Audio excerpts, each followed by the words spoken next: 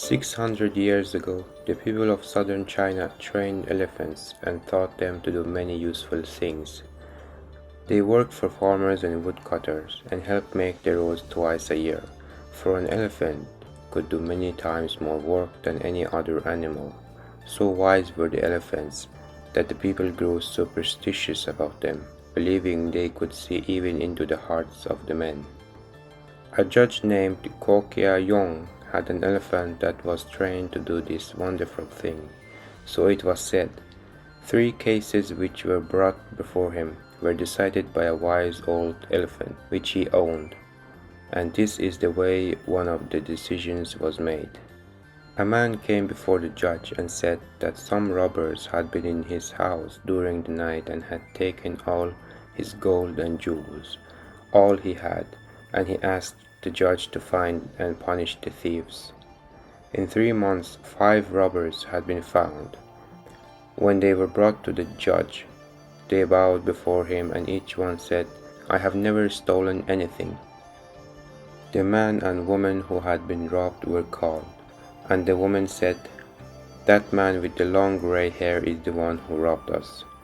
The judge asked, "Are you sure it is he? And how do you know?" She answered, "Yes, I remember. He took my bracelet from my arm and I looked into his face." "Did the other 4 rob you also?" asked the judge. The woman answered, "I do not know." But the judge said, "The man who you say is a robber seems not like one to me. His face is kind and gentle. I cannot decide according to your testimony. I know of but one way to find out, and we shall soon know the truth in this matter. My elephant shall be brought in to examine the man. He can read the mind and heart of men, and those who are not guilty need have no fear, for he will surely know the one who has done this deed." 4 of the men looked glad. They were stripped and stood naked, all but the cloth, before the judge and the law of the nation, and the elephant was brought in. Then the judge said to the elephant, "Examine these men and tell us which is the robber." The elephant touched with his trunk each of the 5 accused men, from his head to his feet.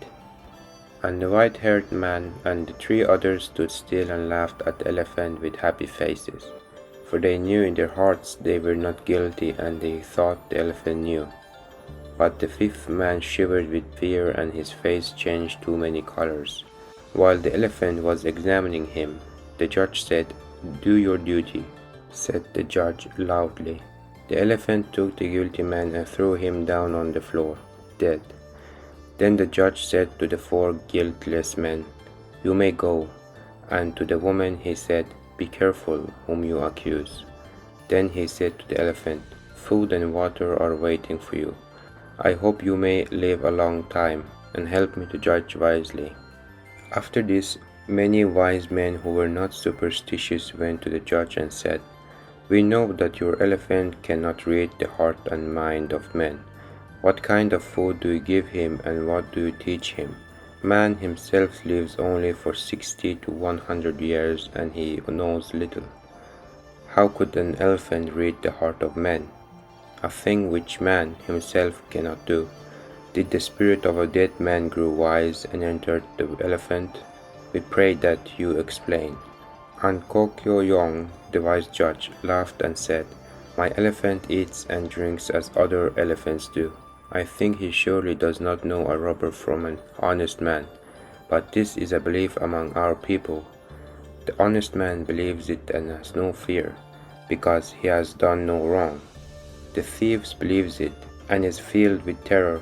Trial before the elephant is only confession through fear.